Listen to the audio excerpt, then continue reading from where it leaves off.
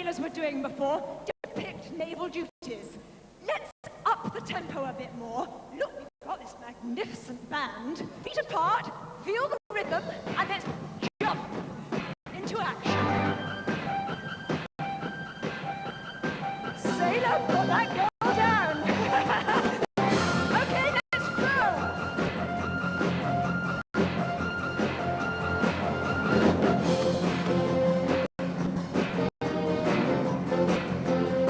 Now, up the rigging.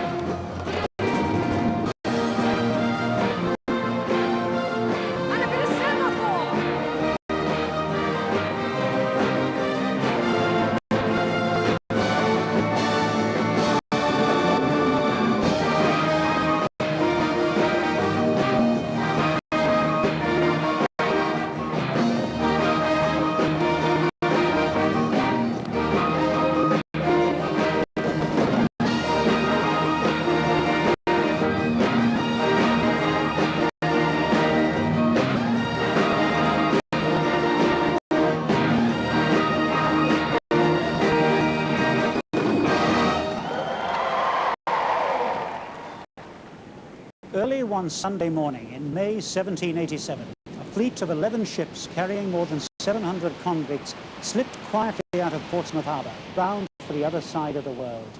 So early that only one passing clergyman witnessed their departure. They were sent to Botany Bay as a punishment.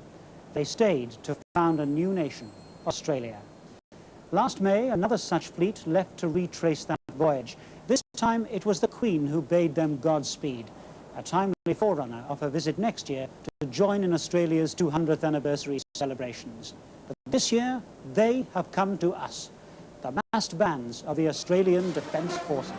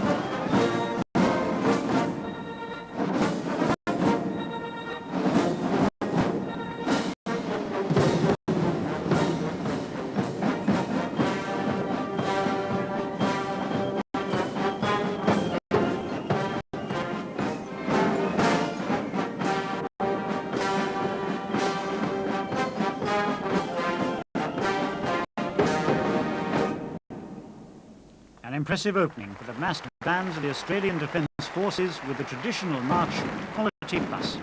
And now, a salute to Australia, specially written by Sergeant Alan James of the Australian Army.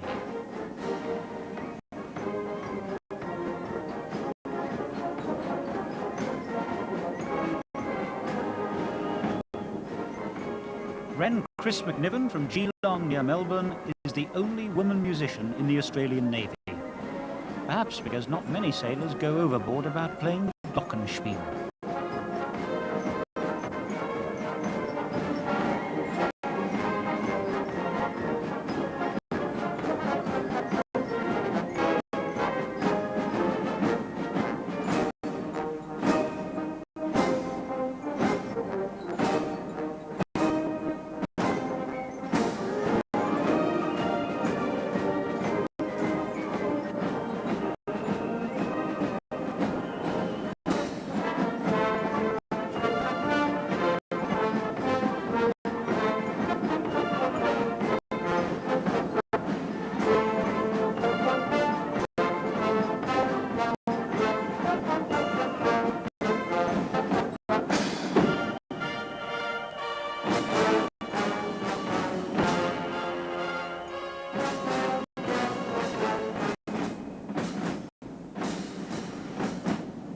And now, looking forward to next year's Australian bicentenary celebrations, the bands form into the figures 88 as they strike up Click Go the Shears.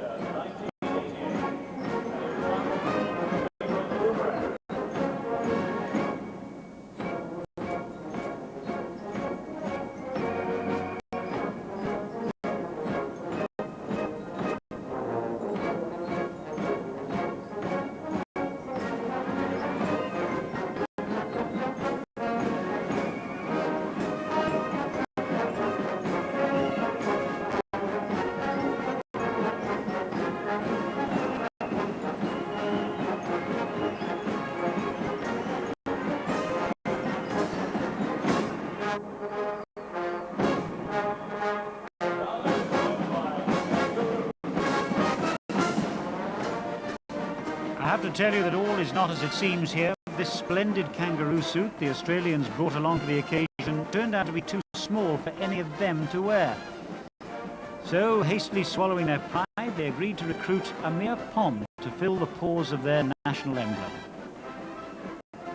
Step forward one Philip Corthley, a 17-year-old British gunner.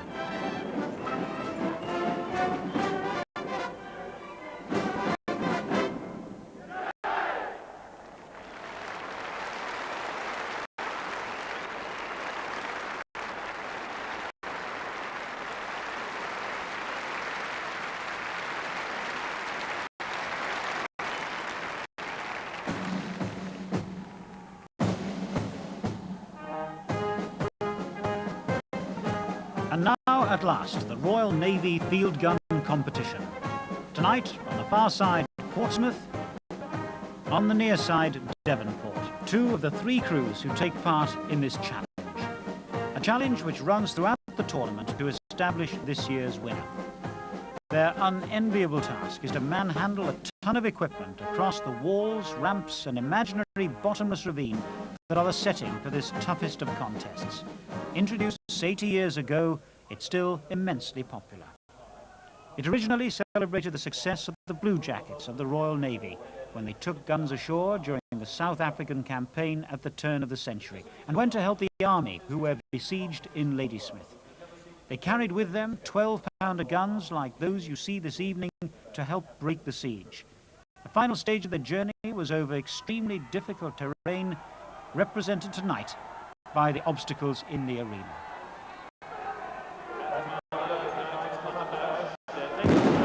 And away they go on the first stage of the run this evening.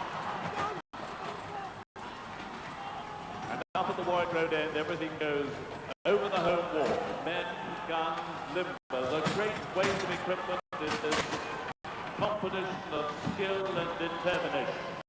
In the centre, the sheer legs are set up with the 28-foot bars on top used to carry the first two men of each crew across the chasm. They're followed by the 10-foot spars, then slotted through the hole in the ramp on the enemy's side, making them quite secure. And then up go the wires onto the spars, the travellers zooming backwards and forwards. And the first men came over with wheels, each of them weighing 120 pounds, to be followed by the gun carriage, which weighs 300 I have to mistake by Devonport there. They failed to attach the barrel of the gun to the traveller. That's going to cost them time. It will also upset the rhythm of the team. Over the chasm neck, each weigh 900 pounds, a very formidable piece of steel. Wheels follow, and the last piece of kit to get across the chasm is the gun limber. The limbers then follow the guns through the hole in the enemy wall. The guns are taken to their firing position and they prepare to fire 3 rounds.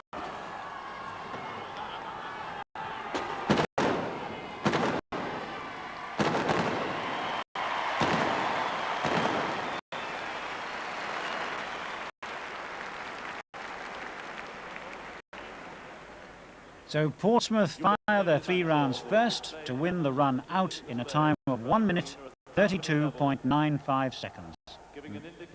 Devonport 3 seconds behind. They're going to be really livid about that. They know that everyone in the Royal Navy takes a keen interest in the fortunes of the crews taking part in the competition. Every day signals are sent to ships of the fleet wherever they may be in the world, keeping them in touch with the very latest results.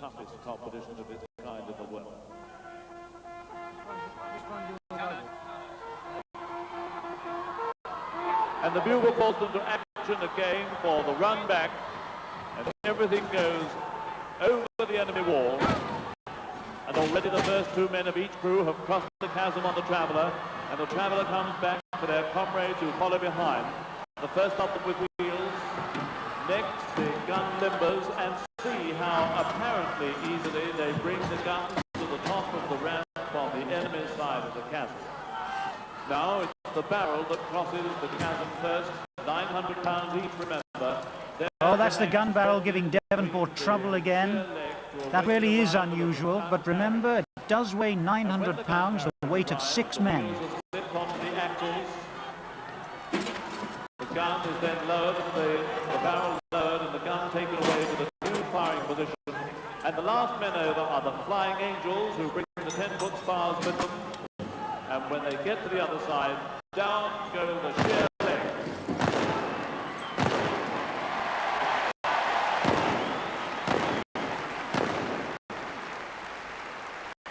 Quick, sharp action, but you can see how it really takes it out of these men. 3 empty shell cases are checked. The judging in this competition really is meticulous and complicated. There may be additional time penalties too. Those are going to be worked out later. But even without them, Devonport are now another 5 seconds behind. That's 8 in all. In the third and final stage, the guns and limbers go through the hole in the home wall. A lot of catching up to do in the final home run, in which the gun and limber are taken through the wall before the teams sprint for home on the final stage. The control box will give us the confirmed time for the running time, but the official time will come later on in the program, and they're away on the final stage of the run this evening. The guns twisted round to get them through that small hole in the home wall, and when they're through, they hook up and pull for home.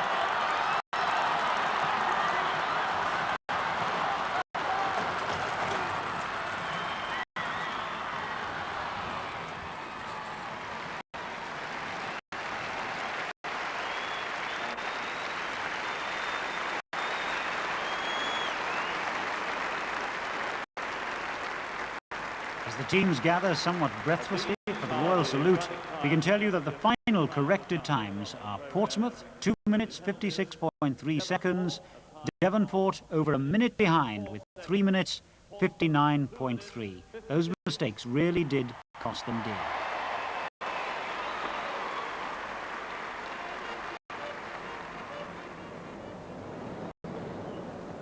The giant backcloth to the arena, designed by the show's producer, Major Michael Parker, depicts milestones in the history of the Royal Navy. Here,